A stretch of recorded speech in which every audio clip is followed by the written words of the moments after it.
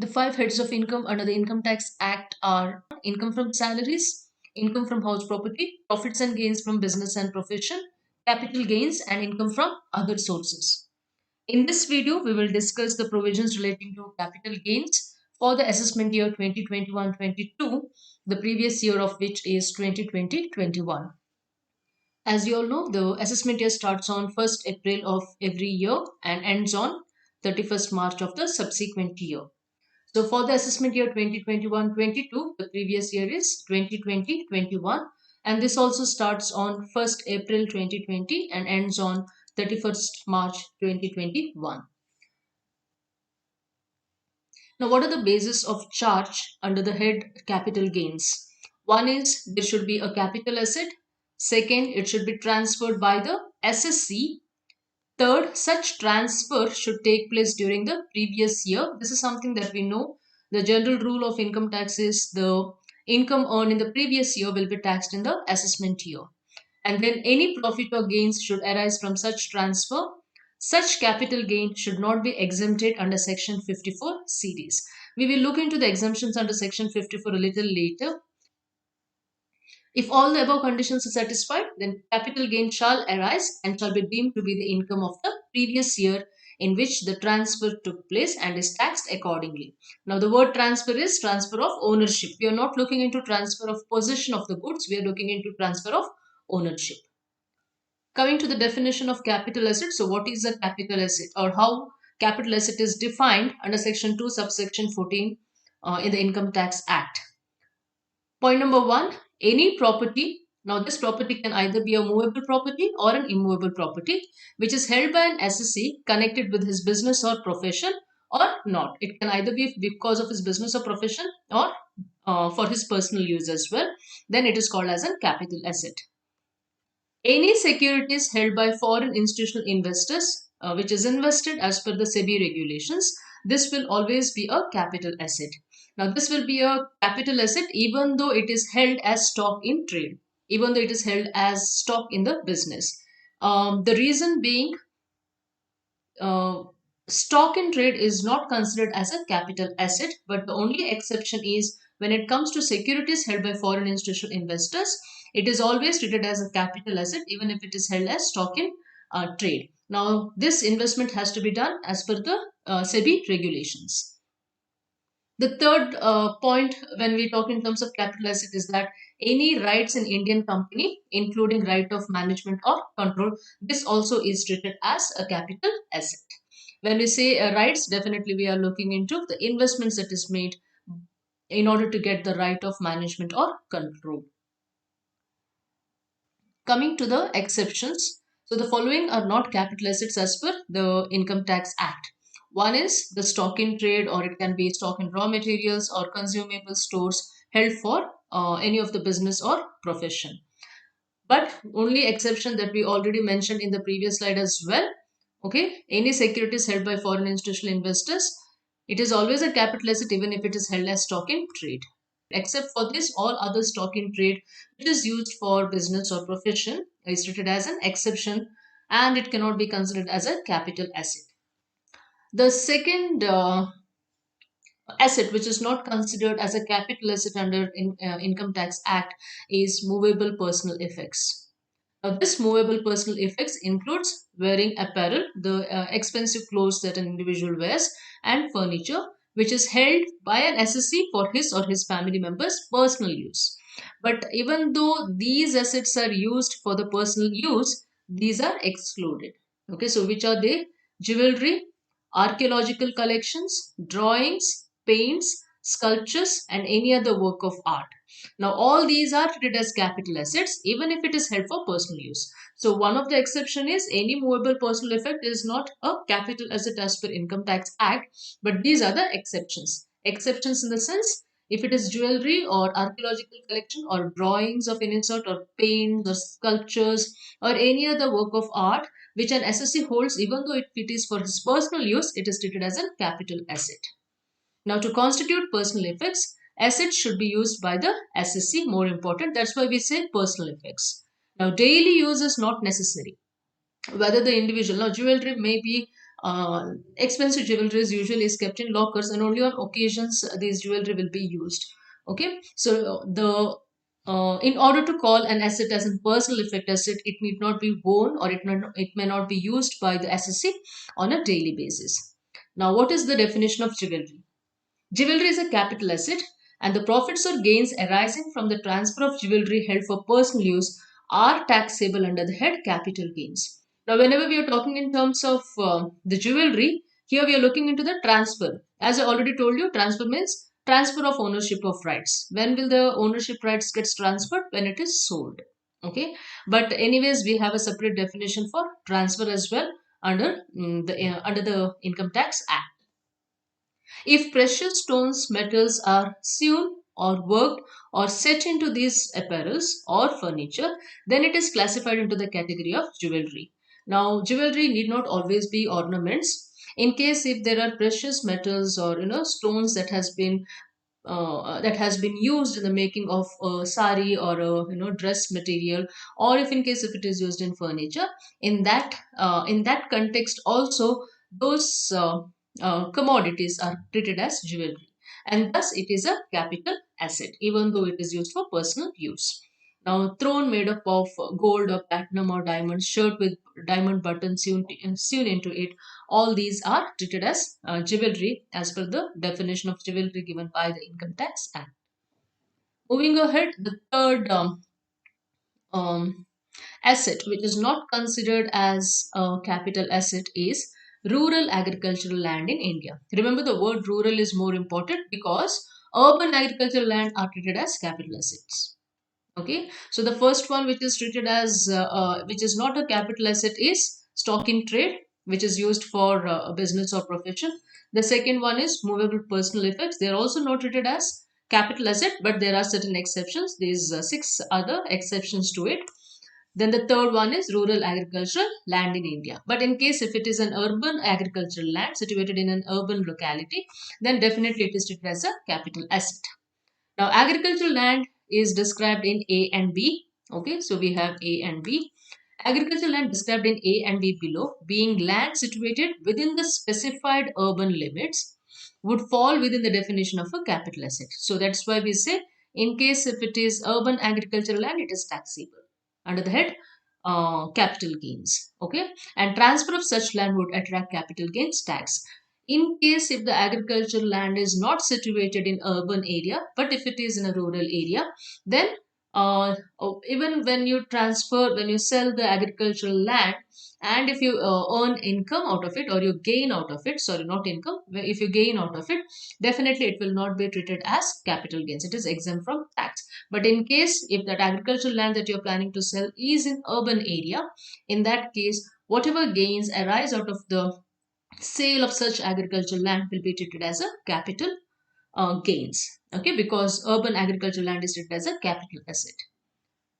Now, what is A? Agricultural land situated in any area within the jurisdiction of a municipality or cantonment board having population of not less than 10,000, or agricultural land situated in any area within such distance measured aerially in relation to a range of population which is mentioned over here. This particular table shows the specified urban limits. So what are the urban limits? The population is more than 10,000, and the area, that particular land, is within 2 kilometers from the municipality or cantonment board. The population of that area is more than 1 lakh, and in case if the land is situated anywhere between 2 kilometers but less than 6 kilometers from the municipality cantonment board, and in case if the population is more than 10 lakh of that particular area where the land is situated, and if that land is more than 6 kilometers but less than 8 kilometers range from the municipality cantonment board, then they are specified as urban agricultural land.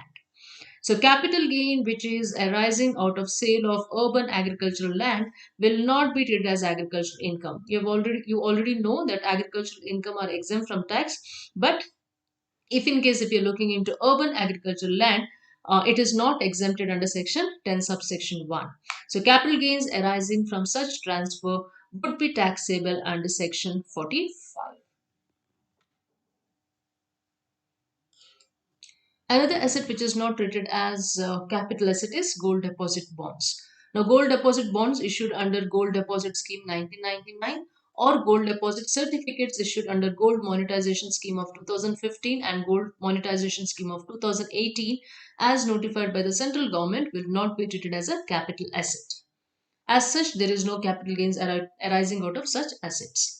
The next one is specified gold bonds. Likewise, 6.5 gold bonds of 1977 or 7% gold bonds of 1980 or National Defense gold bonds of 1980, which is issued by the central government, also do not get classified um, under the capital asset. Then special bearer bonds of 1991 issued by the central government is also not treated as capital assets as per Income Tax Act.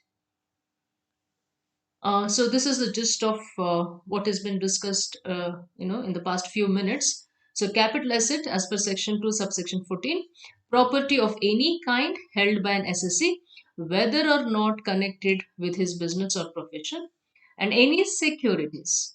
Okay, so here these are any securities in the sense we are looking into the rights of management or control, and we are also looking into financial assets. Okay, so any assets held by a foreign institutional investor which has invested in such securities as per SEBI regulations. Now these are classified as capital asset. Now when we are looking into any kind, any property of any kind held by an SSC, whether or not which is connected with his business or profession, there are certain exclusions. We already saw these five exclusions. One is stock in trade, consumable stores, raw materials held by the SSC for business or profession. Second one is any personal effects, which is movable property, which includes wearing apparel and furniture, which is held for personal use by the SSC or his family, is also not treated as a capital asset, but there are certain exceptions. What are those exceptions? Jewelry, archaeological collections, drawings, paintings or sculptures, and any work of art.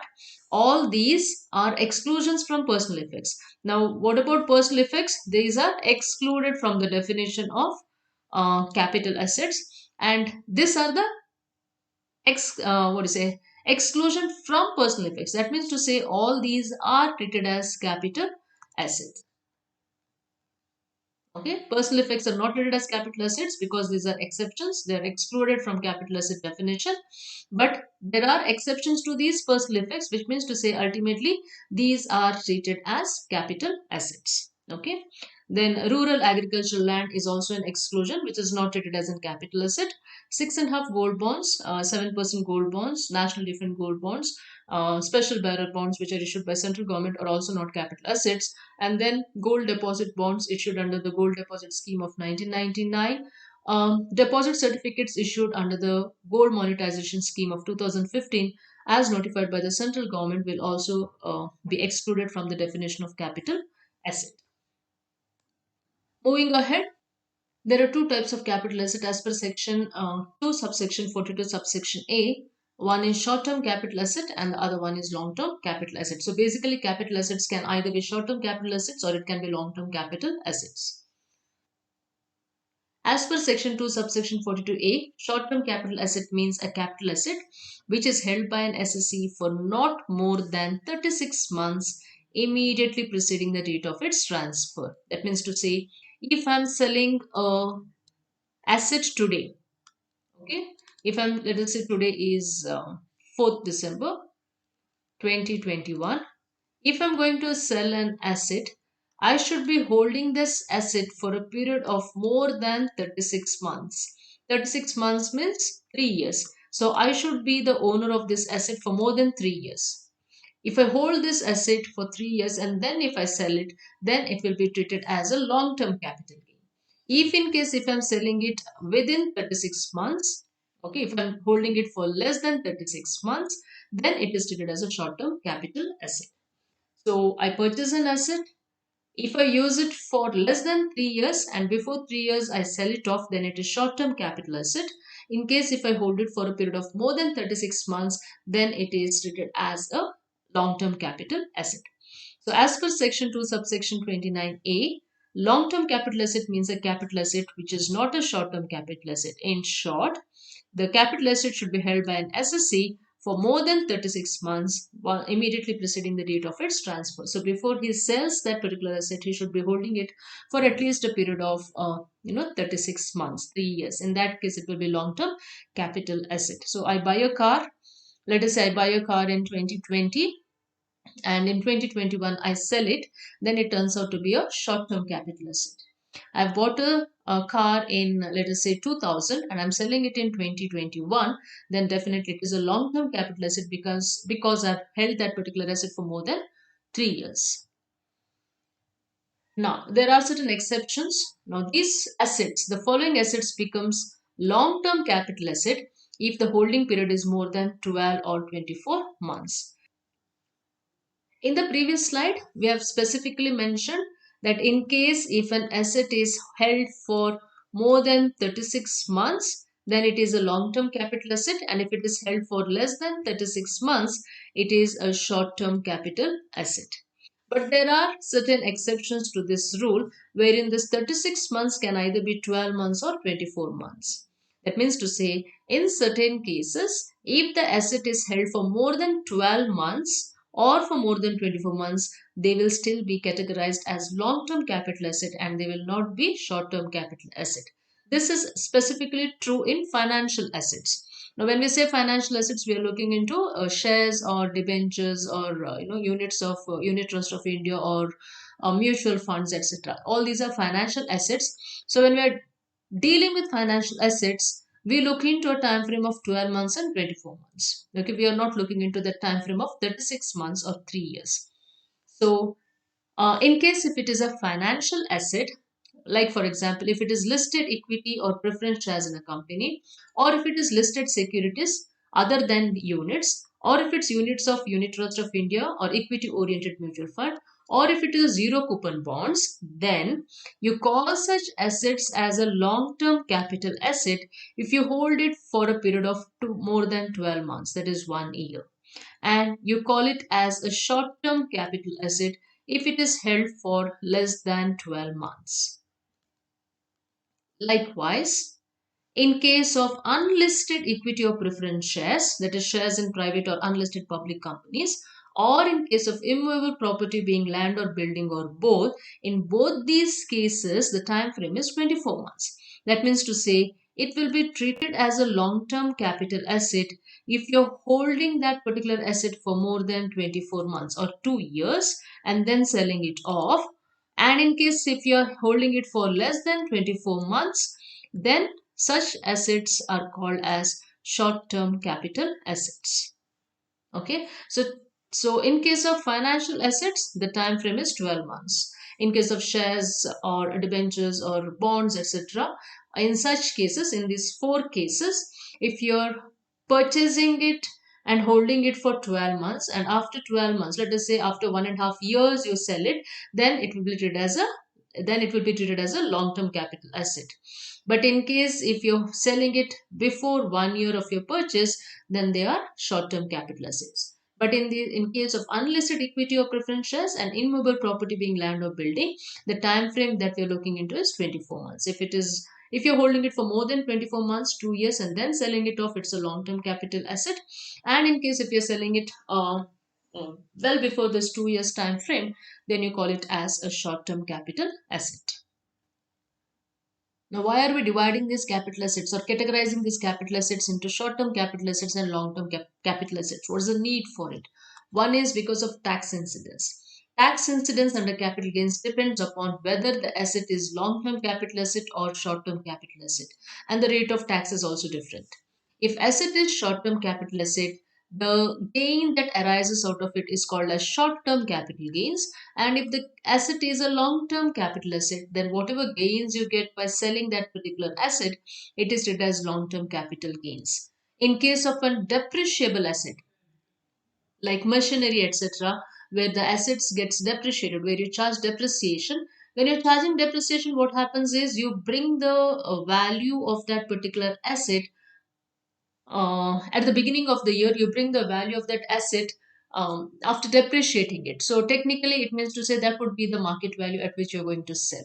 So in case of depreciable asset, always short-term capital gains will arise irrespective of the period of holding, whether it is held for 3 years, more than 3 years, or less than 3 years, more than 24 months or less than 24 months, or more than 12 months or less than 12 months.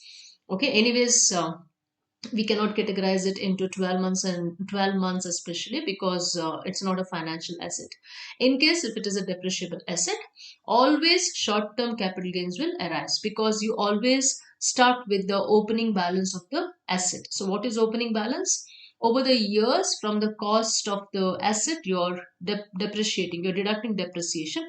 As such, at the beginning of the year, the depreciable asset will be at its actual value as shown by the books of accounts, even though market value might differ. Okay, so that's the reason why we divide the capital assets into short-term capital assets and long-term capital assets, to find out whether it is a short-term capital gain or whether it is a long-term capital gains. Again, every time it need not be capital gains. There are chances where you can incur capital losses as well. It can be a short-term capital loss or it can be a long-term capital loss. But differentiating this is absolutely important from income tax perspective. Coming to period of holding. Now, period of holding is nothing but for how long the SSC has held that particular asset. For how long he has enjoyed the asset in his ownership, or how long he has been holding the ownership rights of that particular asset. Now, when we are looking into security or unit of equity oriented fund or unit trust of India and zero coupon bonds, the time frame that we're looking at is 12 months. If you're holding it for less than 12 months and then within 12 months if you're selling it, then it is short term capital asset. If you're holding it for more than 12 months, then it turns out to be a long term capital asset. But when we look into unlisted shares and land or building or both, in such cases, the time frame we are looking into is 24 months. If you're holding that particular asset for less than 24 months and before 24 months, before 2 years, if you're selling that asset, it turns out to be a short term capital asset. And if you're holding it for more than 24 months, then it will be a long term capital asset. When it comes to unit of debt-oriented fund or unlisted securities other than shares or other capital assets, the time frame that we're looking into is 36 months. If you're holding it for a period of less than 36 months and before 3 years, if you're selling it, then it will be a short-term capital asset. And if you're holding it for more than 36 months or 3 years, and then if you're selling it off, then it will be treated as a long-term capital asset. Remember, from short-term capital asset, short-term capital gains arise. From long-term capital asset, long-term gains arise. Let us look into the definition of transfer of capital assets. So what does transfer mean?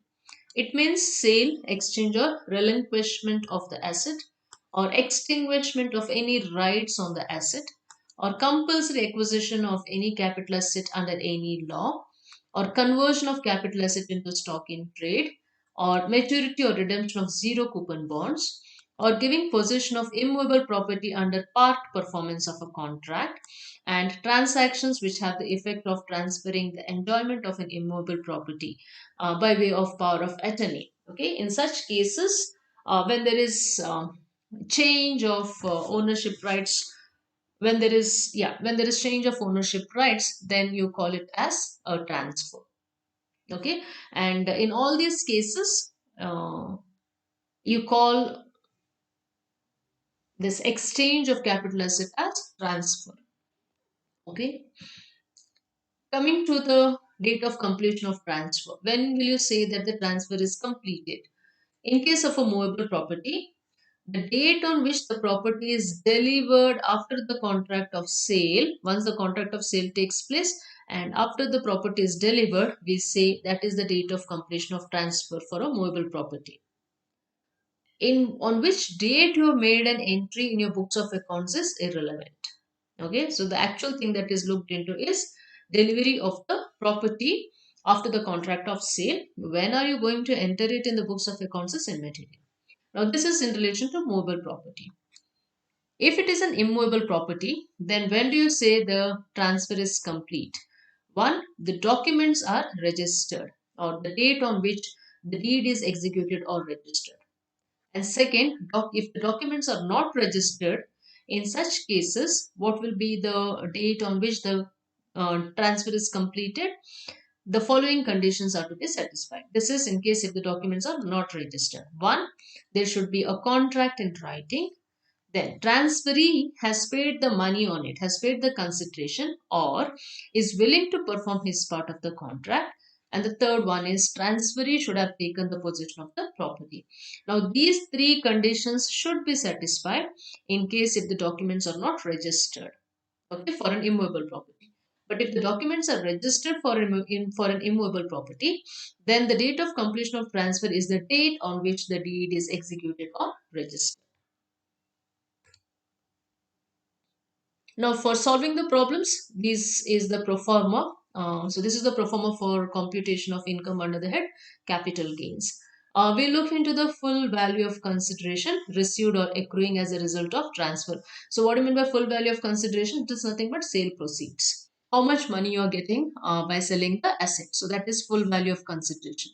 From that, you have to deduct any selling expenditure. In case if in order to go ahead with the transfer of sale, if you have spent any money for sale, like for example brokerage or a security transaction tax, etc., all those will be treated as selling expenditure, and from whatever money you have received from the sale, you have to deduct all these selling expenditures, and then the net result is called as net sale consideration, or the other name for it is net sale proceeds. Now, from these, there are two deductions to be done. One is cost of acquisition, and the other one is cost of improvement. Okay, let me explain this pro forma by example.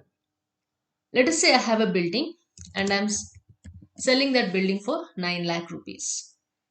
I couldn't sell it on my own because of my busy schedule. As such, I hired the services of a broker and I paid 1 lakh rupees to him as brokerage fees.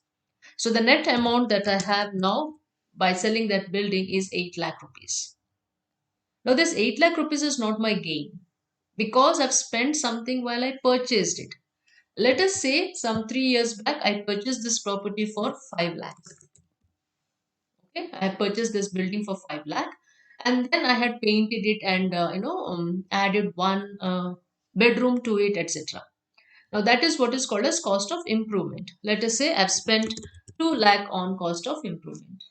Now, even though I get 8 lakh rupees, I have already spent 5 lakh for purchasing it and 2 lakh for improving it. As such, my capital gains would be 1 lakh only. So, 1 lakh is my capital gain. Now, I have held this property for less than 3 years, let us say less than 2 years, and as such, it is a short term capital gain. So my short-term capital gain is 1 lakh. I have to look into whether I can get any exemptions from paying tax out of this 1 lakh rupees. If I have, let us say 50,000 as exemption, then I will have to pay tax. My taxable short-term capital gains is 50,000. Okay? So this is how you're going to calculate. Now, when it comes to long-term, this is short-term capital gain. When it comes to long-term capital gain, the calculations are similar. Only thing is, in case of cost of acquisition, we have to index the cost of acquisition and we have to index the cost of improvement. That's the only change in the pro forma, in the format when we are calculating long-term capital gains. So, full value of consideration received or accruing as a result of transfer, less selling expenditure like short-term capital gains, you will get net sale consideration. But when we talk about cost of acquisition, we are indexing it, and for improvement also we are indexing it. Again, let me just explain this to you by way of an example. I have a building and I am selling it for 100 lakhs. I have paid 10 lakh rupees as brokerage fees. As such, my net sale consideration is let us I mean as sale I mean as such my net sale consideration is 90 lakh. Now let us say I have purchased this property in the year 1980, and in the year 1980, now this is the year I've written over here. Okay, So in the year 1980, let us say I have purchased this property for 10 lakh rupees. 1980 is way back, right? Almost we are looking into a time span of 40 years. I've held this building for 40 years, and now and when I purchased it for 10 lakh rupees, and now I'm selling it at 100 lakh rupees. And let us say in 2000, okay, in the year 2000, I had made improvements on it by spending around 5 lakh. Now, what will be my net capital gains? 90 lakh is the money I have now. I've sold it for 100 lakhs. I gave 10 lakhs brokerage. 90 lakhs is the net money I have in my hand. I'll have to deduct my purchase price. I've purchased it at 10 lakh rupees and made improvements of 5 lakh rupees. So technically, if I'm looking into through money terms, the profit that I generate from this particular property is 75 lakh. Okay, but it looks absurd.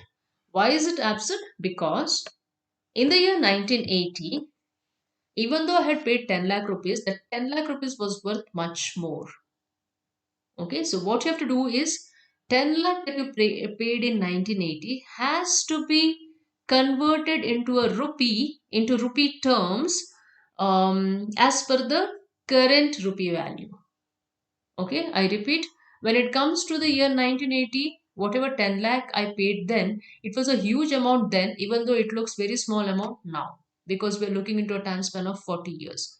It becomes a necessity then. I cannot say that, 75 lakh is a profit I've earned, capital gain that I've earned from selling this property. Definitely not, because this 10 lakh rupees has to be converted into the current rupee value. And that's the reason why we index. Okay, so the concept of indexing is to bring this value of 10 lakh rupees of 1980 at par to 2021 value. Same goes with the improvement as well. In the year 2000, I paid 5 lakh rupees for improvements, but I am now converting this 5 lakh rupees. What would that 5 lakh rupees be in current rupee terms? So you have to take the cost inflation index into consideration, and that is why we index it. We don't index it for short term capital gains because the time frame that we're looking at, when is it a short term capital gain? When it is a short term capital asset. And when are we saying it as a short term capital asset? We are looking into a time frame of less than 3 years, or less than 36 months, or less than 24 months, or less than 12 months. Not much difference in value when we're looking into a time frame of 3 years or 2 years or 1 year. Comparatively, anything beyond 3 years, it turns out to be a long term capital asset. When it is a long term asset, you have to go ahead and do the indexing. Okay, and when you add this indexing, when you do the indexing, then we get long term capital gains. And then there are exemptions under section 54 which we have to look into. uh, Deducting those exemptions, we get long term capital gain chargeable to tax. So what is this full value of consideration? It is nothing but the money that is received, consideration which is received or receivable by the transferor for transferring the capital asset. This may be in cash or kind. If the consideration is received in kind, then how do you then the fair market value?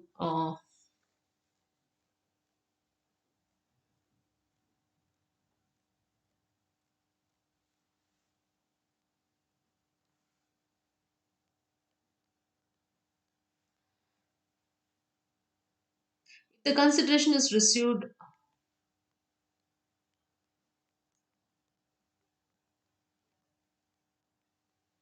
If the consideration is received by way of cash or kind, then the consideration so received, we have to take the fair market value, which will be treated as full value of consideration. Then adequacy of consideration and receipt of consideration is irrelevant. So I might have a property of 100 lakhs, but then I might just sell it at 50 lakhs. My by my own will and wish, without any external pressure or without any by anyone's force, I'm selling it a property which is worth 100 lakhs, I'm selling it at 50 lakhs. Still, it is considered as a transfer because adequacy of consideration is not taken into consideration. Okay, the parties will have to decide on the price. It is not the law which decides the price and says there is no consideration at par with the market value, etc. Okay, so adequacy of consideration and receipt of consideration is irrelevant. Whether you have received the money or not, it's irrelevant for determining the full value of consideration.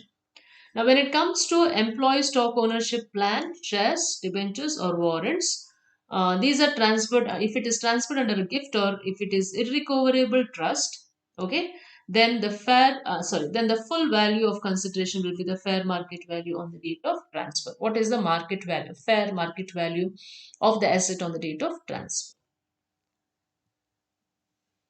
The second thing we looked into is we looked into the format where we were saying full value of consideration less selling expenses. While full value of consideration is defined, okay, is defined over here. Full value of consideration is defined over here, and expenses of transfer. What does expense of transfer include? Expenditure incurred wholly and exclusively in connection with transfer of capital asset. Such expense of transfer are deductible from full value of consideration. You have to deduct that money. Example can be brokerage, stamp fees, registration fees, legal expenses, commission paid for securing a purchaser, cost of stamp or litigation expenditure. All these are treated as selling expenses or transfer expenses. The security transaction tax paid on purchase or sale of equity shares and units of equity oriented mutual funds are not deductible under the head capital gains. So, you are not allowed to deduct security transaction tax under the head capital gains. This is something that you need to remember while solving the problem. Now, what is cost of acquisition? It is nothing but the value for which the asset was acquired by the SSC. How much did you pay to purchase that property? Only capital expenditures for completing or acquiring title to the property are includable in cost of acquisition. Any revenue expenditure incurred will not be a part of cost of acquisition. Okay, only capital expenditure will be treated as cost of acquisition. Revenue expenditure are not considered. Amount paid for discharge of mortgage is a part of cost of acquisition if the mortgage was not created by way of sales, by way of transfer. By is not was not created by transferor. Sorry, was not created by transferor. Coming to cost of improvement, what do you mean by cost of improvement? Any capital expenditure which is incurred in making any additions or improvements to protect the capital asset. Okay, in such cases you call it as cost of improvement. Routine expenditures like repairs, maintenance, and all will not be treated as cost of improvement. Any major additions or improvements or some money that is spent in order to protect the capital asset, then you call it as cost of improvement. These are the points that you have to remember. In case of goodwill of business, whether the goodwill is self-generated or whether the goodwill is purchased, the cost of improvement is nil because technically we don't consider any improvements that can be made on goodwill. It happens on its own. So, in case of goodwill of business, the cost of improvements to be taken as nil. The cost of improvement is considered only if it is incurred on or after 1/4/2001. Now, why is this 1/4/2001 important? Because this forms a base year for calculating the cost inflation index. We are looking all the prices, we are comparing it as per 1/4/2001, which is a base 1/4/2001, which is a base year, and in the base year, the CII is 100. Okay, and then the third one. So, any cost of improvements will not be considered if it is done before 1/4/2001. We are not saying cost of acquisition, we are looking onto cost of improvement. Then cost of improvement incurred by the previous owner is considered again only if it is incurred after 1/4/2001. If the previous owner had done something, improved on the property and that was done before 1/4/2001, it will not be considered.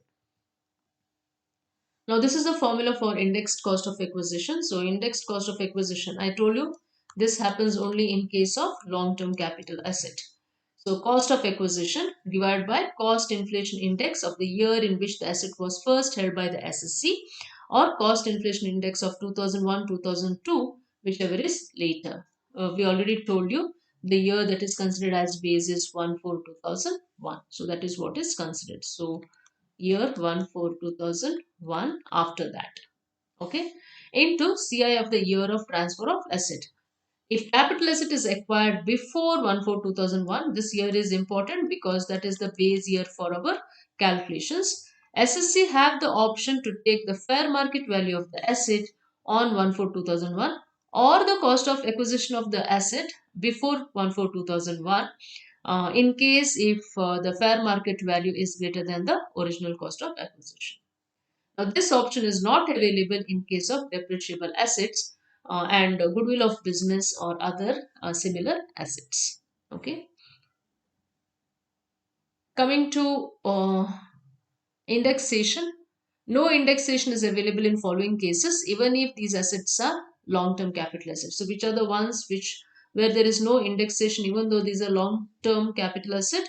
Zero coupon bonds, debentures or bonds, slump sale, depreciable assets, share debentures acquired by an NI, by a non-resident in foreign currency in Indian company, and long-term capital assets specified under Section 112A. Okay, in all these cases, uh, indexation will not be there, even though they are long-term capital assets.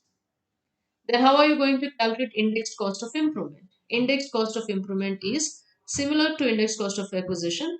Instead of cost of acquisition, we look into cost of improvement divided by CI of the year in which the asset was first held by the SSC, or a CI of 2001-2002, which is the base year, into CI of the year of transfer of asset. You have to take the asset, the year in which the asset was sold, you have to take the CI of that year.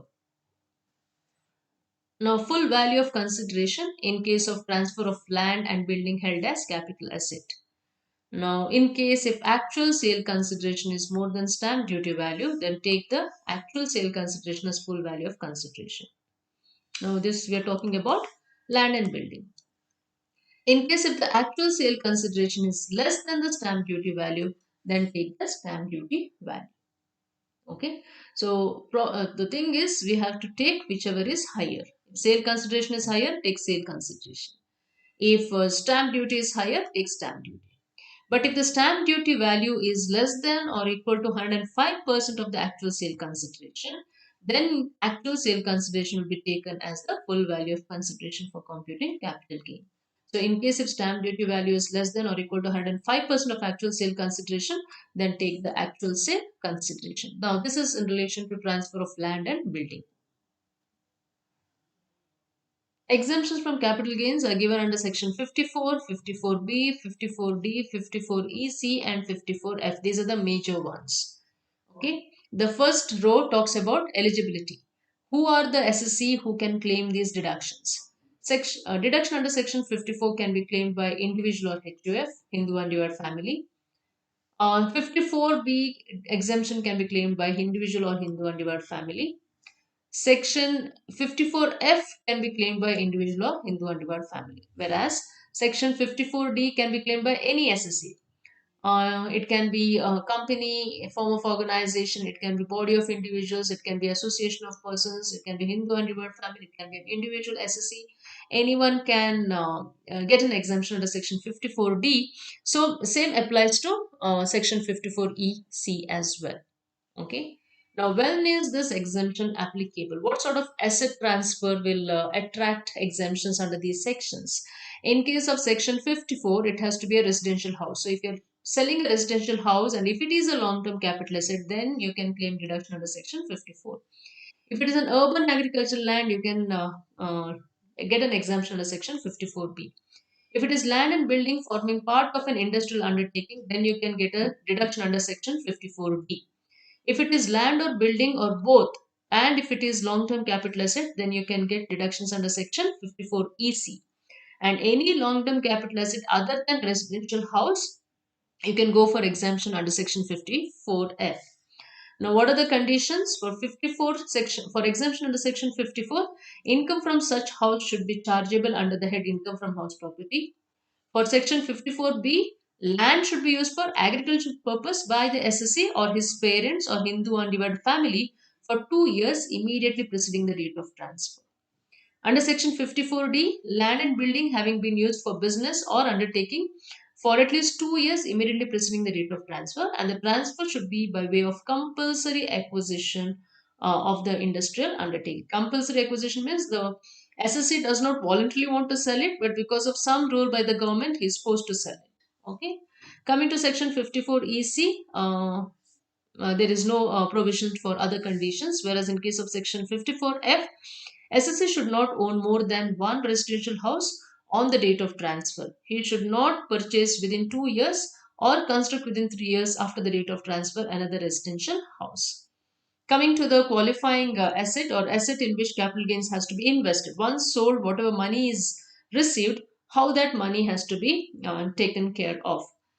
In case of section 54, one residential house situated in India or two residential houses in India at the option of the SSC where capital gain does not exceed 2 crores.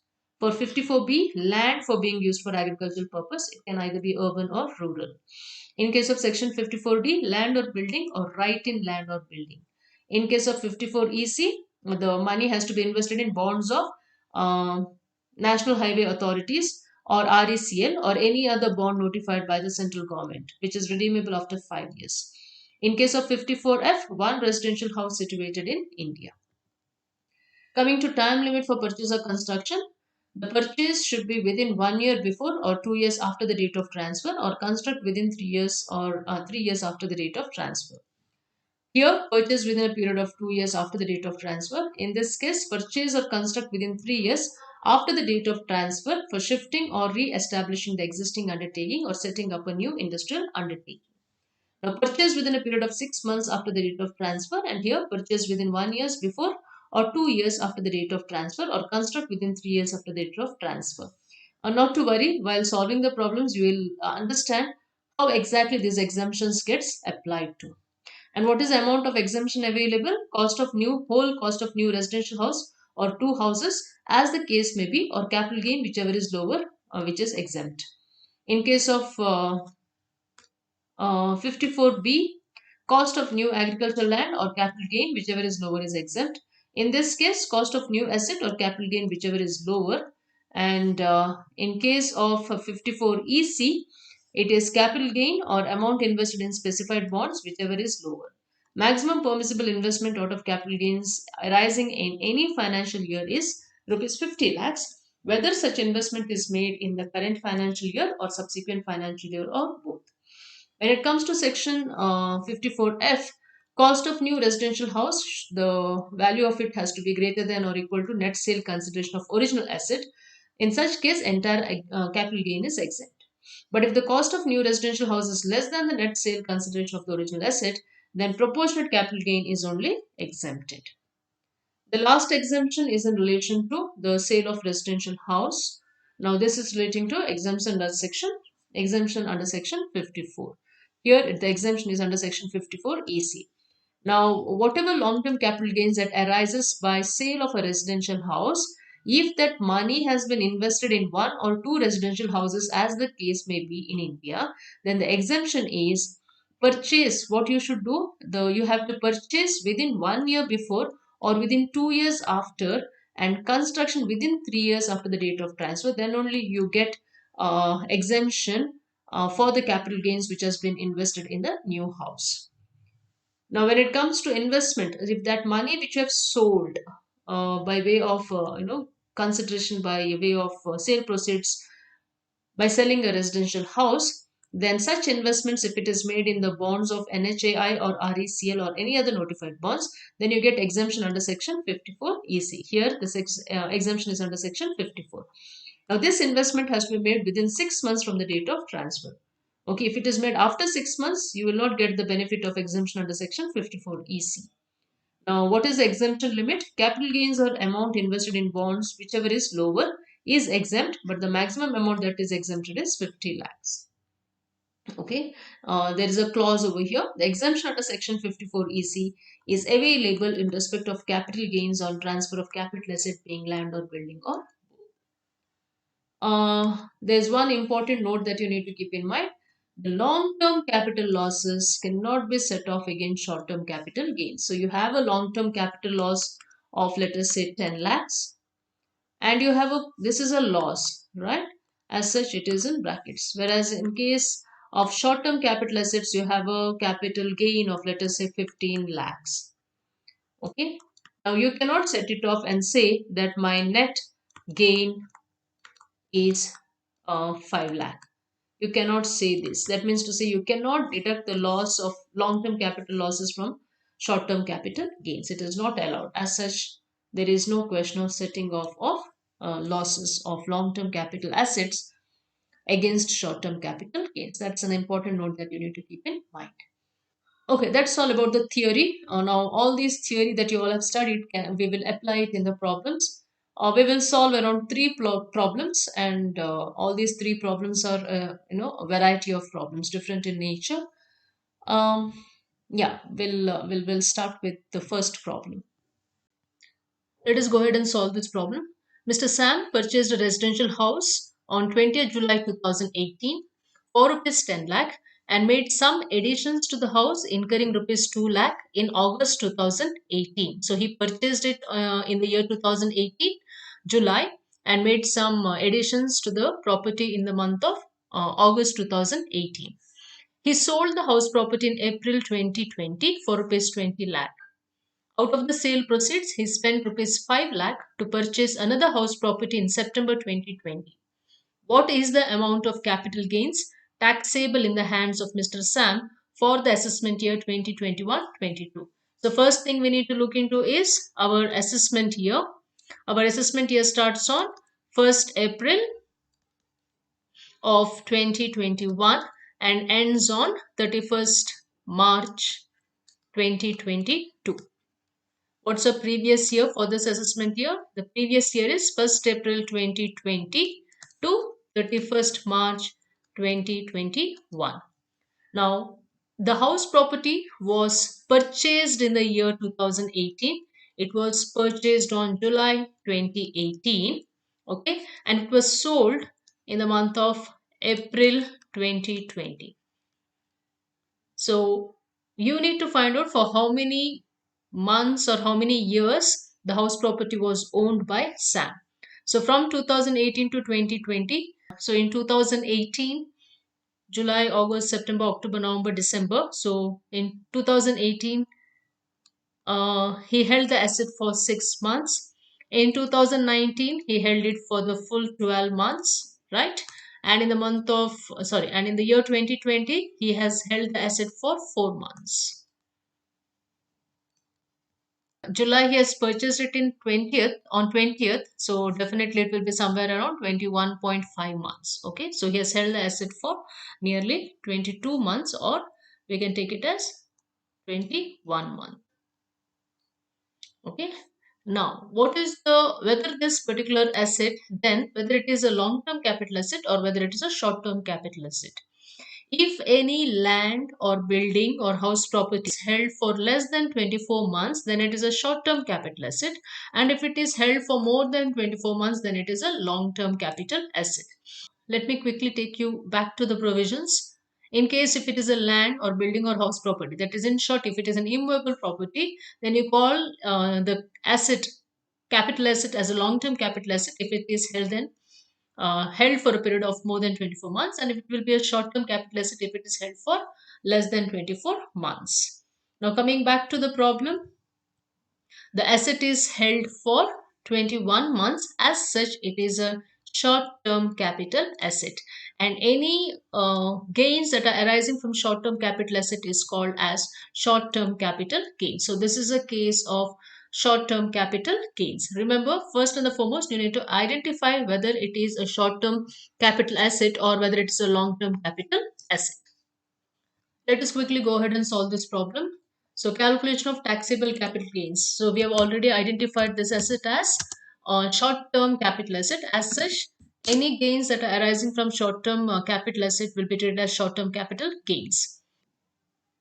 He sold the house property in April 2020 for rupees 20 lakhs. So the sale proceeds is 20 lakh. Has he spent any money for selling the property? Out of the sale proceeds, he spent rupees 5 lakh to purchase another property. This is not selling expenses. They have not mentioned anything about the selling expenses in this problem. Okay. So sale proceeds are 20 lakhs and there is no selling expenses in this problem. So the net sales consideration or net sales proceeds is 20 lakhs. From the net sales proceeds, we need to deduct cost of acquisition and cost of improvements. Remember, this is a short term capital asset. As such, we are not indexing. Okay, so at what price he has purchased the property? He has purchased the property in the year 2018 for rupees 10 lakh. Okay, and he had made improvements in the year 2018 worth rupees 2 lakh. So this is what we need to account for over here. So less cost of acquisition. He has purchased the property for 10 lakhs and he has improved the house property in the year 2018 by spending 2 lakhs. So the total deductions are 12 lakhs. As such, his capital gains will be rupees 8 lakhs. Okay, so 20 lakhs minus 12 lakhs will be 8 lakhs. That's his capital gains. Now, coming to the exemptions. Let us again quickly go ahead and see whether he is eligible for any exemptions under section 54. Remember, the only other information that is given in the problem is that out of the sale proceeds, he spent rupees 5 lakh to purchase another house property in September 2020. So he purchased another house property in 2020. Let us quickly go ahead and check whether there is any exemptions available. Now here, um, asset transfer. First, look into this asset transfer. Residential house. Definitely, we are looking into residential house. But this section 54, okay, is applicable only for long term capital asset. As such, he does not get any exemption under section 54. Moving ahead, let us see whether he gets exemption for under section 54B. Now, section 54B is for urban agricultural land. This we are speaking about residential house property. As such, it does not qualify for 54B. 54D is applicable for land and building forming part of an industrial undertaking. In this problem, it is residential property. As such, 54D is also not applicable. Coming to 54 EC. Now, this is applicable for land or building or both, but it has to be a long term capital asset. Now, this is also not, this particular provision will not be applicable. Exemption will not be applicable because we are looking into short term capital asset. And section 54F deals with any long term capital asset other than residential house. As such, 54F is also not available as exemption. Okay. Hence, there is no exemptions that is applicable for Mr. Sam for the assessment year 2021-22. As such, his exemption under section 54 is nil. 54F is for long-term capital gains, 54B is for urban agricultural land, 54D is for industrial undertaking, 54EC is for again long-term capital asset, and 54F is also for long-term capital asset other than residential property. As such, none of the exemptions are applicable to Mr. Sam. As such, his taxable short-term capital gains is rupees 8 lakh.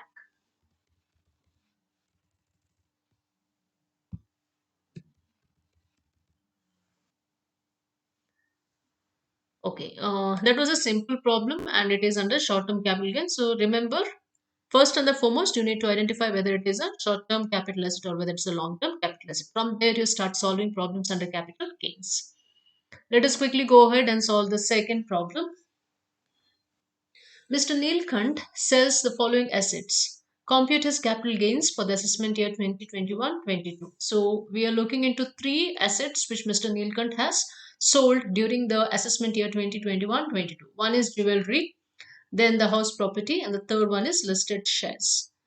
I told you, first and the foremost, we need to look into whether the asset is a long-term capital asset or whether it's a short-term capital asset, for which we need to look into the holding period. Okay, so jewelry was purchased on 15/8/2004, okay, and sold on 15/9/2020. Quickly, we'll put the information over here. So the purchased date of jewelry is 15/8/2004, and the sale date is 15/9/2020. 9, 2020. Moving to the house property. When did he purchase the house property?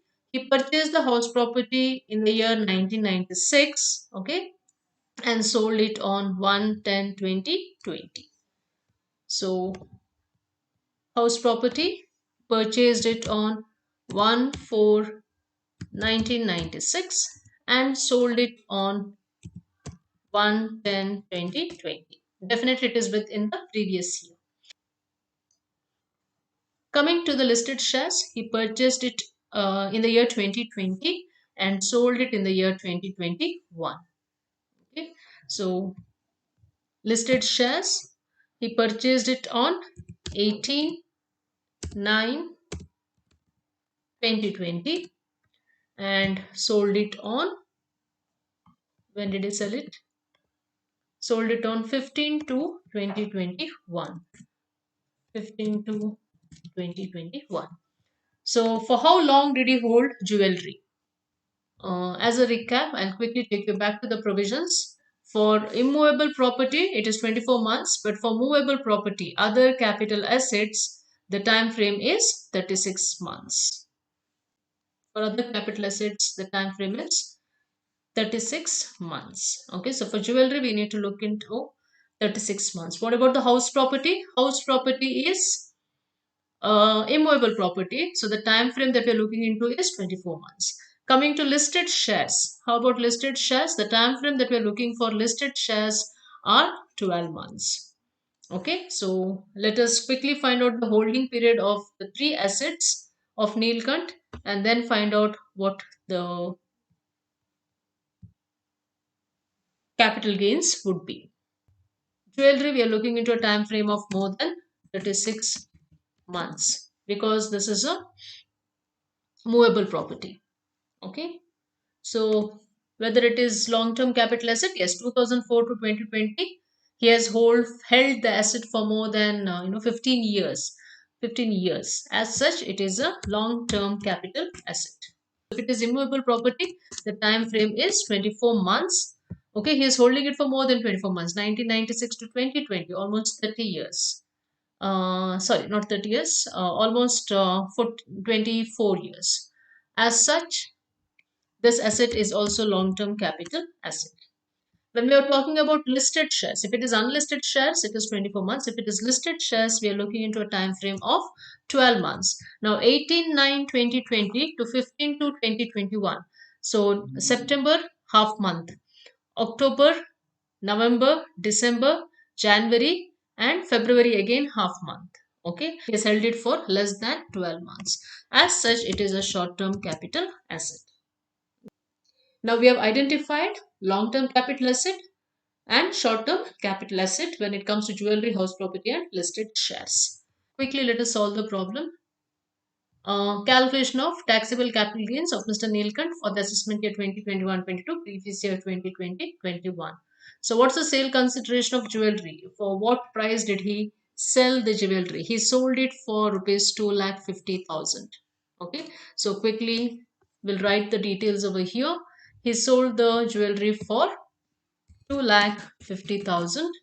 And how about the house property? He sold the house property for 75 lakhs. Okay, and the fair market value on 1/4/2001 is 50 lakh.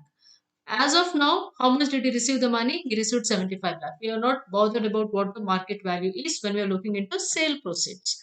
How much he has sold it for? He has sold it for 75 lakh rupees.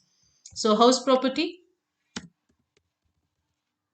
75 lakhs. Coming to listed shares. For how much did he sell the listed shares for? He sold the listed shares for rupees 25,000. Okay, so listed shares, sale proceeds is 25,000. Less selling expenses. Whether he has spent any money for selling the assets. So what's the whether there is any information relating to selling expenses for jewelry, nothing is mentioned, so no selling expenses. House property, nothing as of now. Only thing is they have given the market value on 1/4/2001, that is rupees 50 lakh. Coming to listed shares, they have given 2% on sale value is brokerage, so it has got selling expenses. So when it comes to jewelry, there is no selling expense. When it comes to house property, he has not spent any money for selling the house property. But when it comes to listed shares, he has spent 2%. Okay, so how much is 2% of 25,000? It is 500 rupees. Okay, how did you get it? They have mentioned over here it is 2% on sale value. Sale value is 25,000 rupees. So 2% on rupees 25,000. So that comes to 500. Now the net sale proceeds then for jewelry it is 2,50,000. For house property it is 75 lakh. And for listed shares it is 24,500. Okay. Coming to the deductions. So there are two deductions. One is cost of acquisition. The other one is cost of improvement. Now, when it comes to cost of acquisition or index cost of acquisition. So index cost of acquisition is only for long-term capital assets. So out of these three properties, we have jewelry and house property as long-term capital asset. As such, index cost of acquisition applies for jewelry and house property. Jewelry is a long-term capital asset. Since it is a long-term capital asset, we need to index it. So if you have to index it, first we need to find out the cost price. What was the price at which he had purchased the property? Let us quickly look into the formula for indexed cost of acquisition. Just as a recap, so indexed cost of acquisition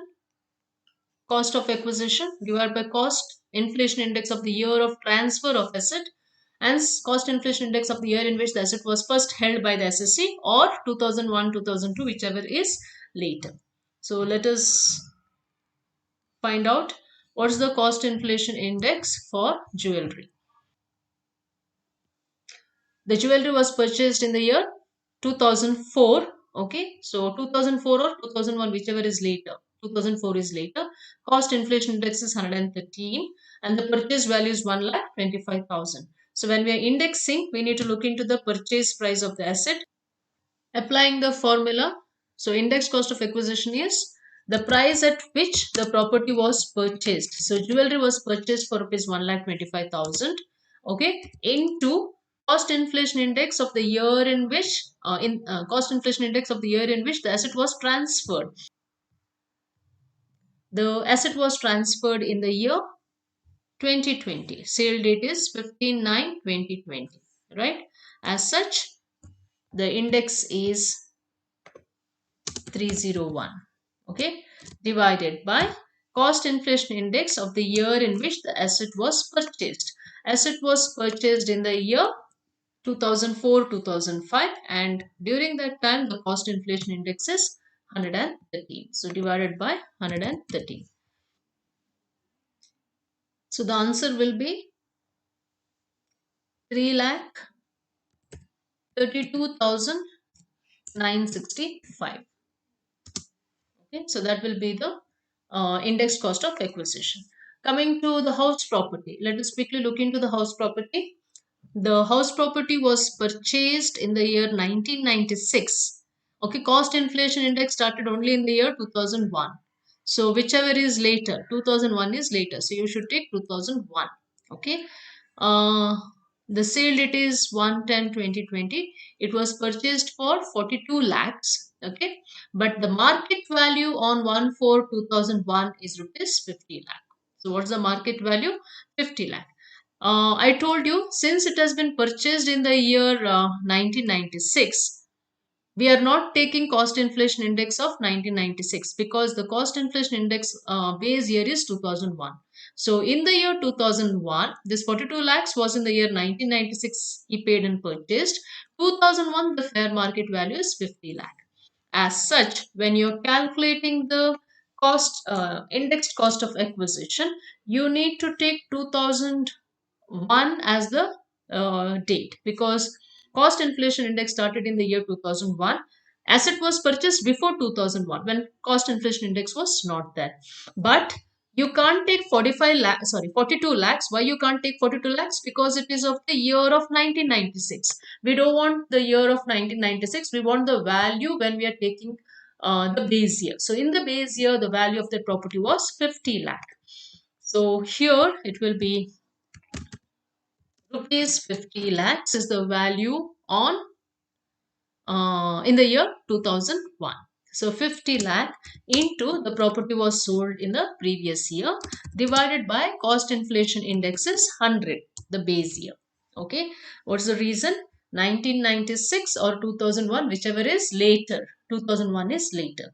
In this case, in jewelry, 2004 or 2001, whichever is later. 2004 is later. That's why we took the CI index of 2004, whereas here thus it was purchased way before 2001.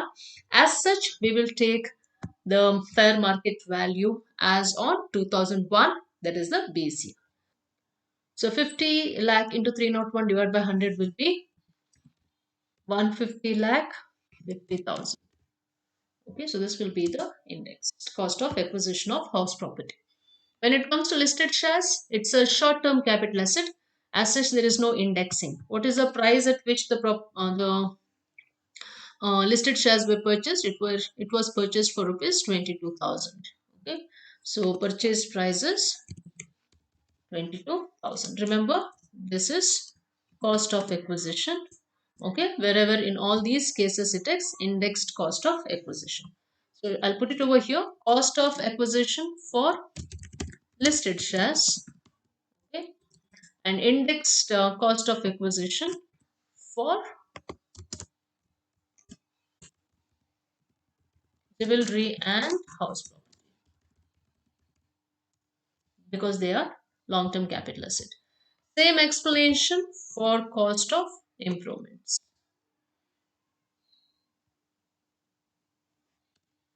So let us look into the cost of improvements. Remember, for shares there is no cost of improvement. Okay, so for shares we don't have any improvements. Let us look into jewelry. Has he added any pendant or some diamonds or something in this for the jewelry? Nothing is mentioned. Okay, as such, okay, there is no improvements for jewelry. Let us look into house property. Has he made any improvements for the house property? Nothing is mentioned about any improvements for the house property in the problem. As such, there is no improvements. So what's the long-term capital gain? From the net sale consideration, we need to deduct 3,32,965, 150 lakhs 50,000 and 22,000. These are the figures that has to be deducted. So 2,50,000 minus 3,32,965 will be a minus sign, 82,965. Now, when there is a minus sign, it is not a long-term capital gain, it is a long-term capital loss. So, this is long-term capital loss. When it comes to jewelry, it is long-term capital loss. How about house property? 75 lakhs minus 1 crore 50 lakhs 50,000. Now, in this case, also you have long-term capital loss. And how much is the loss? 75 lakh 50,000 is the loss. Okay, so usually a loss is put in brackets. And then coming to listed shares, 24,500 minus 22,000, it is 2,500 and it is a short-term capital gains. Coming to exemptions under section 54. Let us quickly look into the exemptions. Section 54 is for residential house. Okay, we are talking about jewelry. As such, this does not apply. Urban agricultural land, so 54B also does not apply. 54D is for land and building forming part of industry undertaking. This also does not apply. 54EC for land or building or both, which is long-term capital asset. For jewelry, it does not apply. For section 54F is any long-term capital asset other than residential house. But when is it qualifying? Assessee should not own more than one residential house on the date of transfer. He should not purchase within 2 years or construct within 3 years after the date of transfer another residential house. So when it comes to jewelry, 54F, sorry, When it comes to jewelry, section 54 does not apply, 54B does not apply, 54D does not apply, 54EC does not apply, and 54F also does not apply. So we are looking into jewelry. Okay. So exemptions under section 54 for jewelry is nil. Let us look into the house property. So we have house property, which is again a long-term capital asset. Let us see whether exemptions are applicable. Uh, Section 54 is applicable for residential house. Okay, what are the conditions? Income from such house should be chargeable under the head income from house property. Nothing is mentioned in this problem. Okay. He also draws a gross salary of rupees 12 lakhs per annum and his income from house property is rupees 2 lakh 50,000. So income from such house should be chargeable under the head income from house property. So this is applicable for house property.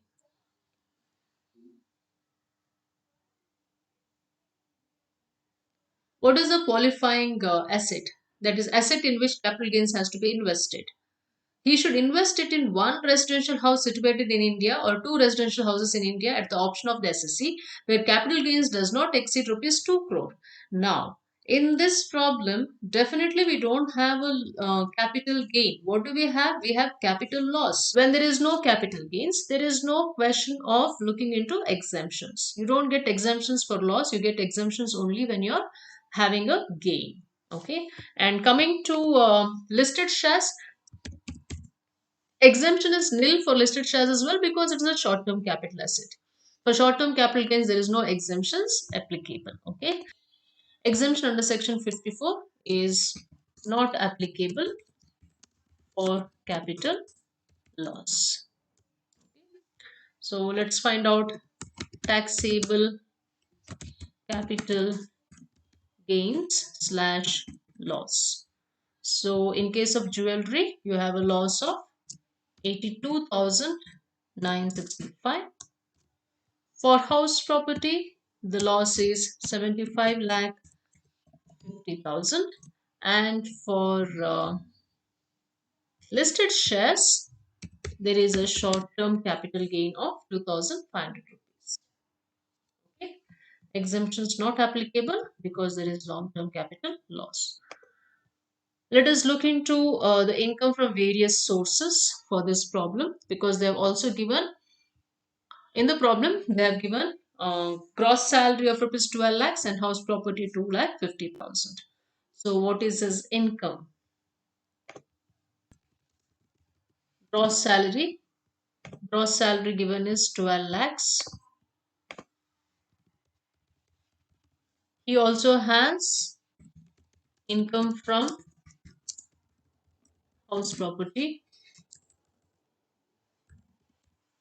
Okay, income from house property is how much is income? 2 lakh 50,000. Okay, coming to capital gains, he has long-term capital loss of rupees how much? 82,965 plus 75 lakh 50,000. Long-term capital loss of 82,965 plus 75 lakh 50,000. Okay. So the total capital loss is 76 lakhs 32,965. The loss. And then short-term capital 2,000. This is the gist of his income. Let us solve another comprehensive problem. R submits you the following particulars. Capital asset, so urban agriculture land, rural agricultural land, listed shares, gold, and residential house. Okay, so all these informations are given. So these are his five. These are the five assets which he owns. This is 2001, and he's selling it in the year date of sale 2020, right?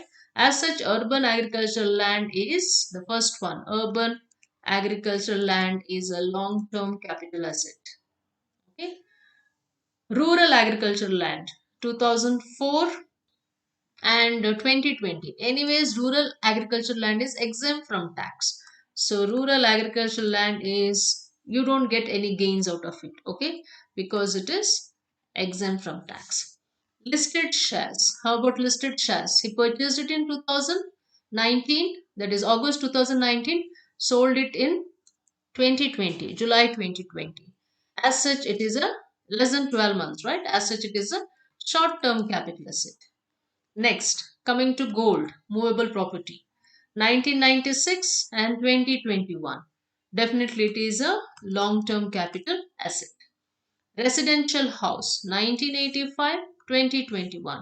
So, residential house property is also a long term capital asset. Urban agricultural land is a long term capital asset. Rural agricultural land is not a capital asset and it's exempt from tax. Listed shares, we already saw the holding period is less than 12 months, so it is a short term capital asset. Okay, okay. Gold is long term capital asset, and residential house is also long term capital asset. Okay, what is the sale price of urban agricultural lands? Sale price is 30 lakh for urban agricultural land.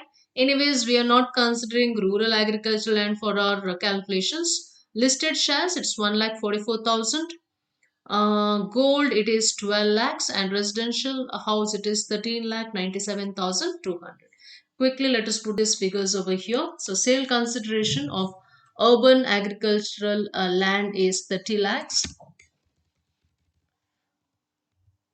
For listed shares, it is 1 lakh 44,000 sale proceeds.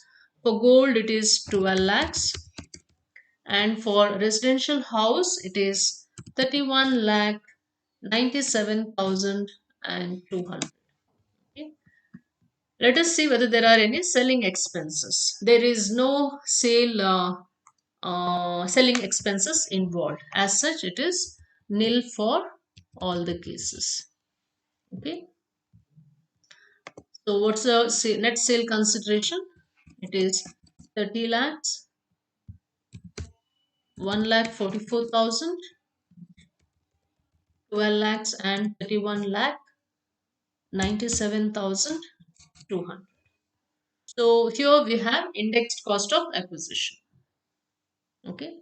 For urban agricultural land, it is indexed cost of acquisition because it is long-term capital asset. Let us look into the purchase price.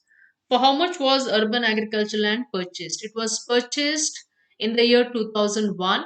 Okay, so 2001 itself is a year of CII. Okay, base year of cost inflation index. It was acquired for rupees 90,000. Cost of acquisition was 90,000, but the fair market value as on 1/4/2001 was 1 lakh 80,000. The asset was purchased on 5/6/2001. Okay, we're talking about urban agricultural land. It was purchased on 5/6/2001, and the cost of the asset was rupees 90,000. The base year is 1/4/2001, and the fair market value on that date is rupees 1 lakh 80,000. So fair market value as on 1/4/2001 is 1 lakh 80,000. He has acquired the asset on 5/6/2001. Whichever is later should be taken into consideration. As such, 5/6/2001 is later to 1/4/2001. So his cost of indexed cost of acquisition will be based on this value. This will be considered only in case the base year will be considered only in case if the asset was purchased before 2001. In this case, he has purchased it after 1 4 2001. Okay, the calculations are 90,000 into the CII of the year in which the asset was sold, that is 301, divided by cost inflation index of the year in which the asset was purchased. It was purchased on 5 6 2001. As such, the index is 100. Okay, that is 2,70,900.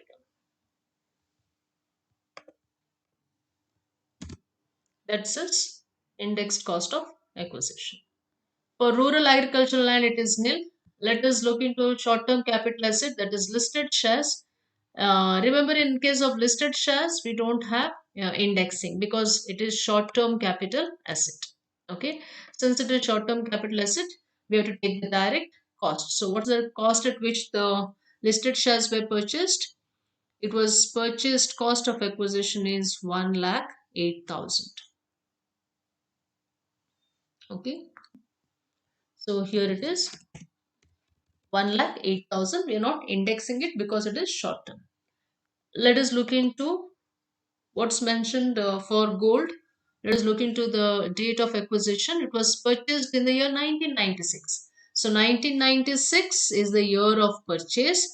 CII came into force. The base year is 2001, whichever is later. So we have to take 2001, and for 2001 the index is 100. Okay, we should take the market value as on 2001. So he purchased the gold for rupees 90,000, but we will not take this because he purchased it in the year 1996. We don't want this. Okay, what we want the fair market value as on 1 4 2001. Okay, so the indexing for gold will be 81,000, the fair market value of the gold in the year 2001, the base year, into cost inflation index of the year in which the asset was sold divided by 100. Okay, so that comes to 2,43,810. Residential property was purchased again before 2001. So 1985 it was purchased. We don't want this. It was purchased for 54,000 rupees. We don't want this because we are not taking this. We are looking at the base year. Okay, so what's the base year? 1 4 2001, and the fair market value was 10,80,000. So that's the figure that we are going to take. So here it will be 10,80,000 into 301 divided by 100. So that comes to 32,50,800.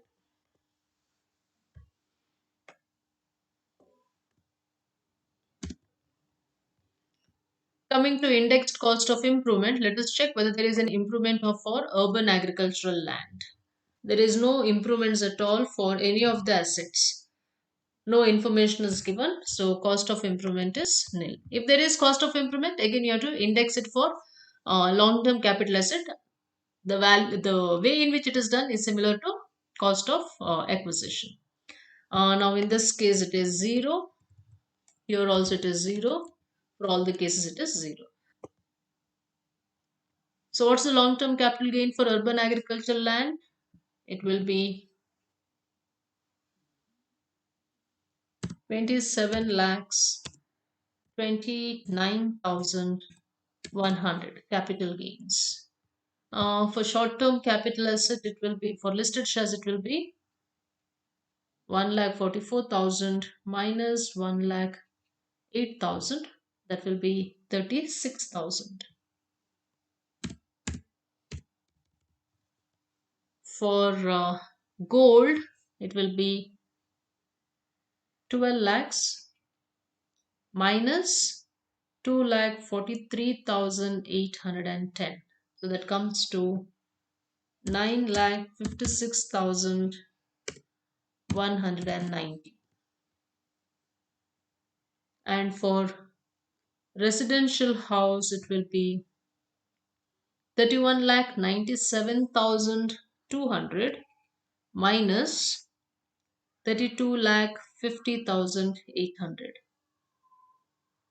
That comes to a loss of 53,600. Okay.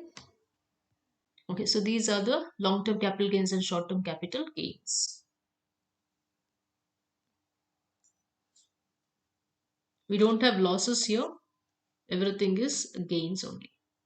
Right? Let us look into the exemptions under section 54 series. Whatever money he has received from selling these capital assets, he has to utilize it.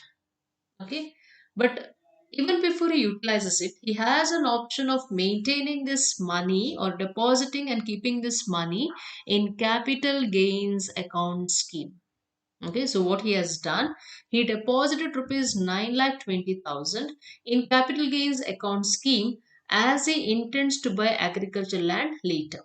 So maintaining the money, depositing the money temporarily in capital gains account scheme is eligible for exemption. And what is his intention? His intention is to buy agricultural land later. Okay. Now, where can he claim this exemption? Let us quickly go to the provisions of exemption under Section 54 series. Okay. Now, Section 54 is for an individual. So, he is an individual. It is for residential house. The first one we are looking into urban agriculture land, right? So, urban agriculture land is applicable over here, which is the asset that has been sold, asset transferred, urban agriculture land, section 54B. Now, what is the purpose behind which he has to maintain this money in CGAS? He has to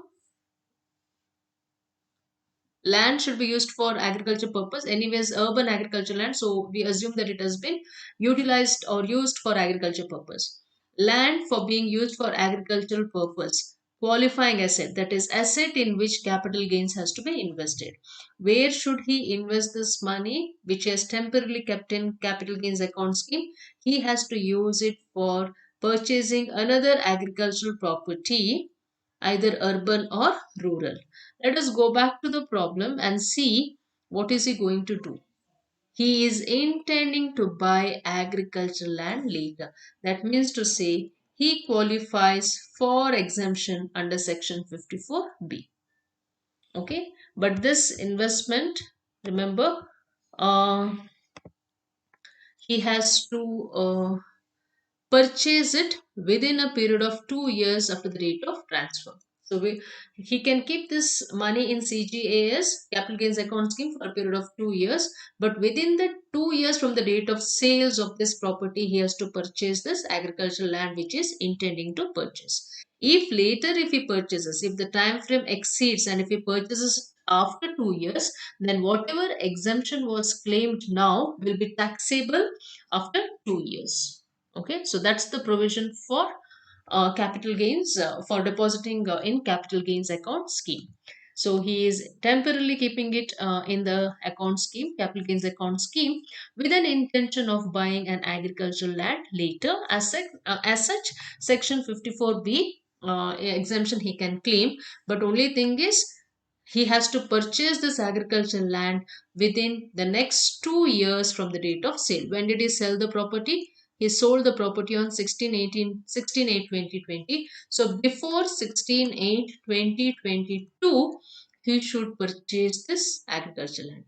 If not, then whatever was exempted now, the amount will be taxable in the year 2022. Okay, so let's quickly go ahead and write the exemptions over here. So the exemption is to the extent of rupees 9,20,000, which he has, maintained in the capital gains account scheme with an intention to purchase agricultural. That's his intention.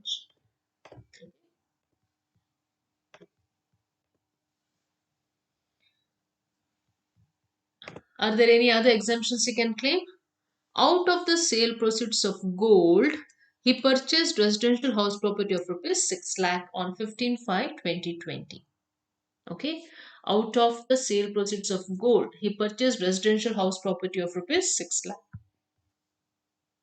So let us see whether any other exemptions he can claim. So out of the gold sale proceeds from gold, whatever money he has received from gold sales, that is, he has received how much? He has received 12 lakhs, right? So out of this, what he has done, he purchased a residential property of rupees 6 lakh. So let us see whether he can claim exemptions for this. Okay, what is the asset that he has sold? He has not so this is he has sold gold, right? So 54B is not section 54 is not applicable because it's for residential house. Section 54B is not applicable because we are not talking about urban agricultural land. Section 54D is for land and building forming part of an industrial undertaking. This also does not apply.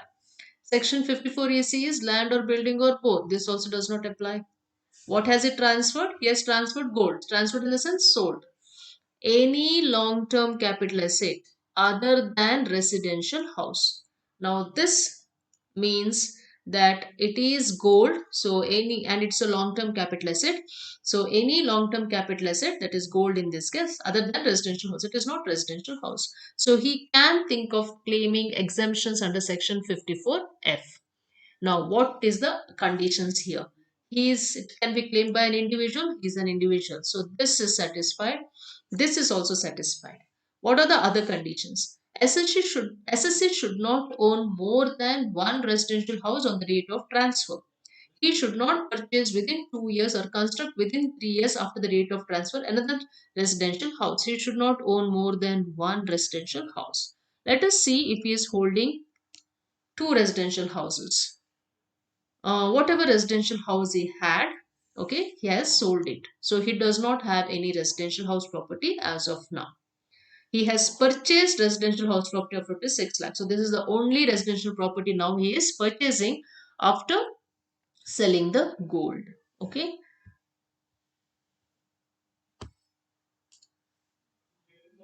Out of the sale proceeds of gold, he is purchasing residential house property of rupees 6 lakh on 15/5/2020. He had a residential house, but he has already sold it. Okay. As such, he is only owning this residential house property. So can he claim deduction? Yes.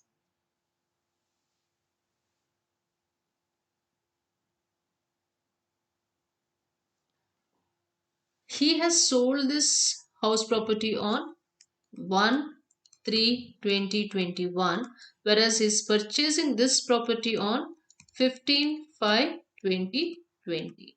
Okay. He has sold the gold he has sold on 6/3/2021.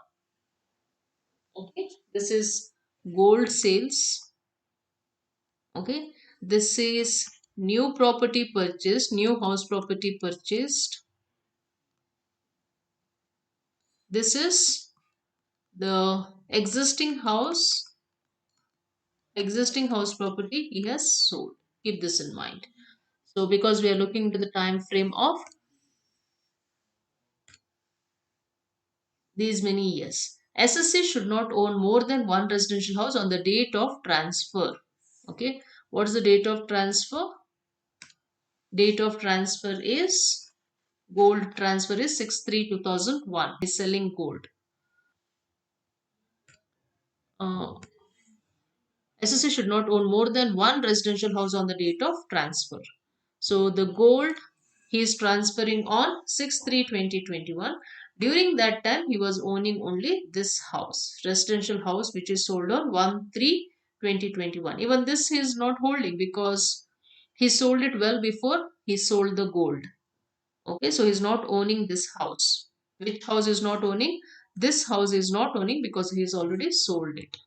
What about this? The new house? The new house he purchased it on 15/5/2020. That means to say, when he is selling the gold on 6/3/2021, he is already holding one residential house. This residential house he had already sold it. Okay. As such, he is taking care of as such, he is taking care of this condition. SSA should not own more than one residential house on the date of transfer.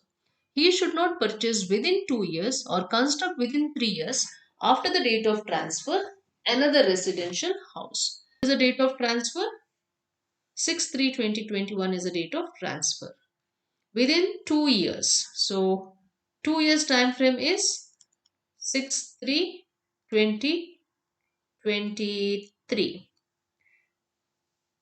Within 2 years from the date of transfer, he should not purchase or he should not construct within 3 years. So within 6/3/2024, he should not construct.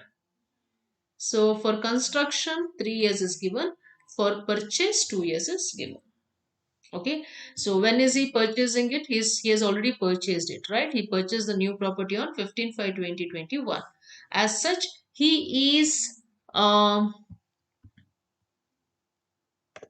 he is satisfying this particular condition as well. Okay. Now, what is the fourth condition? Qualifying asset. Asset in which capital gains has to be invested.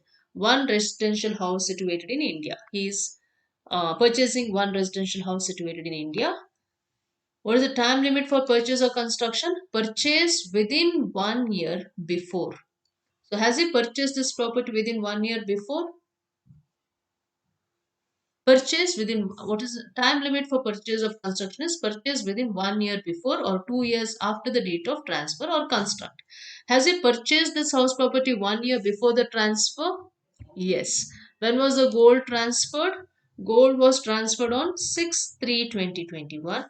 He purchased the new property in 15/3/2020. That means this is within a time frame of 1 year he has purchased. That means to say he is satisfying even this condition. Purchase within 1 year before the date of transfer or 2 years after the date of transfer. How this is taken care of is he has sold the gold on 6/3/2021. Now purchase within 1 year before. So what is 1 year before this date? It is 6/3/2020. This is 1 year before. Or 2 years after the date of transfer. What is 2 years after the date of transfer? It is 6/3/2023. Or construct. Now this is in case if he goes ahead and purchases a property. If he is planning to construct, then 3 years time frame is given. So 6/3/2024. Now either he should purchase within this time period or purchase within this time frame or construct within this time frame. When did he purchase the new house property? He purchased the new house property on 15/5/2020. So he has purchased it during this time. Which is this time? Purchase within 1 year before the date of transfer. As such, he gets the exemption under this section. Okay. So from the sale of an asset, what is this asset? Over here, any long-term capital asset other than residential house. We are talking about 54F. This is gold, right? So any other asset. So first condition is satisfied. What is the second condition? Second condition is SSA should not own more than one residential house on the date of transfer. Anyways, he is holding only one residential property on the date of transfer. On 6/3/2021, he was holding only one house in his possession. Then one residential house situated in India. So definitely the qualifying amount is in relation to one residential house. What is the time limit for purchase? He should purchase within 1 year before or 2 years after the date of transfer. Date of transfer is 6/3/2021. Within this time frame, within 1 year or after 2 years from the date of transfer. So either during this time or during this time he should have purchased. Now he has purchased one property during this time frame. If it is construction, instead of 2 years, it will be 3 years, because for constructing you take a longer period of time, right? So construct within 3 years after the date of transfer. After the date of transfer, he should construct within. So 6/3/2021 to 6/3/2024, he should construct a house, or 6/3/2021 to 6/3/2023, he should purchase a house, or 6/3/2020 to 6/3/2021. During this time frame, 1 year before, he should have, within the time frame of 1 year before the sale of the asset, he should have purchased an asset. Okay, residential property. That means to say all the conditions under section 54F he is satisfying. So he claims the money. He can get exemption. Now, what is the amount of exemption? Amount of exemption is cost of new residential house, which if it is greater than or equal to net sale consideration of original asset, then entire capital gain is exempt. Now, in this case, how much is his capital gain? His gold, his capital gain is 9,56,100. How much is he investing in the house? What is the purchase price of the house? He is purchasing the house property for rupees 6 lakh. So he is not investing the whole amount. Only a portion of his sale consideration, capital gain, he is investing. Okay. So cost of new residential house, if it is greater than or equal to net sale consideration of the original asset, entire capital gain is exempt. Cost of new residential house, in this case it is 6 lakh. Okay. If it is less than or equal to net sale consideration of original asset, what is the net sale consideration of the original asset? Net sale consideration of the original asset is 12 lakh.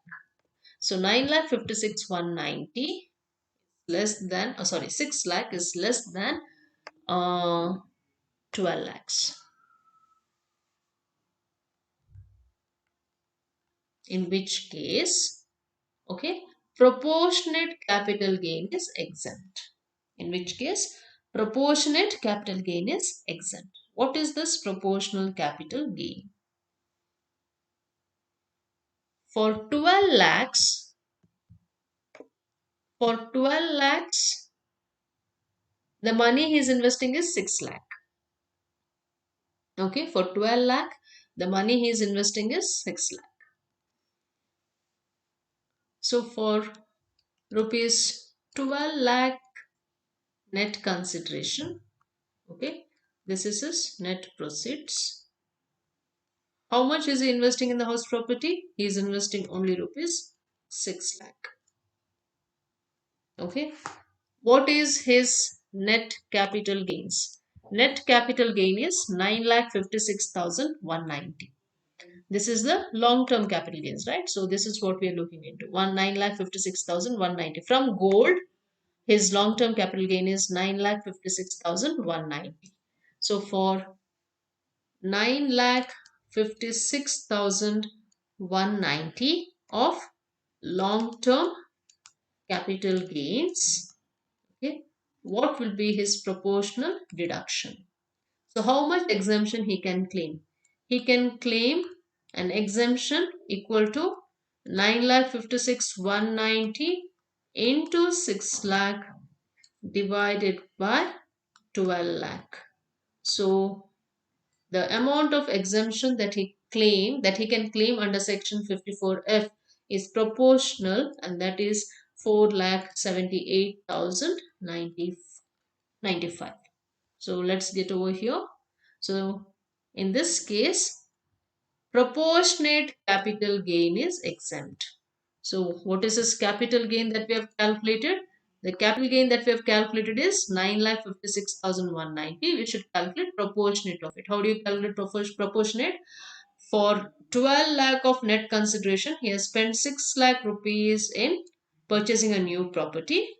How much should be proportionate capital gains? So 9,56,190 of long-term capital gains, how much should be the deduction?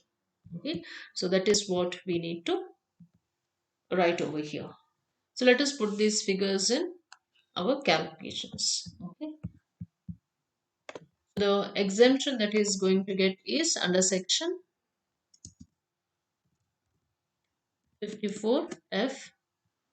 The deduction that is going to get is proportionate. So how do you calculate proportionate over here? It is 9,56,190 into 6 lakh divided by,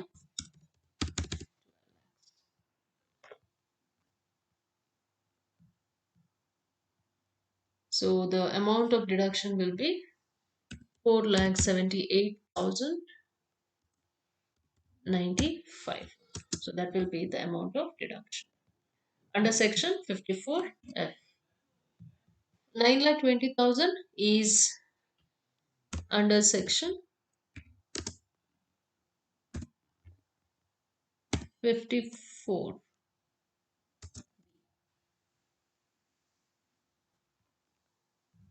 So this is under section 54F, this is under section 54B. So let us quickly calculate the long-term capital gains or long-term capital loss. 27,29,100 minus 9,20,000 will give 18 lakhs 9,100. This is a capital gain. Now this is nil. Listed shares, you don't have exemptions because exemptions are given only for long-term capital asset. So the gain is 36,000 in case of listed shares. How much is it for gold? So it will be 9,56,190 minus 4,78,095. The long-term capital gain will be 4,78,095. And for residential house, it is a loss of 53,600. This is short-term capital loss, so we will put it over here. You need to be a little careful with the exemptions. Other than that, I think these problems are pretty simple. Okay, with that, we will complete the capital gains chapter. I would suggest you all to take down the problem and then solve the problem simultaneously so that you will be able to better grasp the provisions of income tax when it comes to capital gains. Thank you.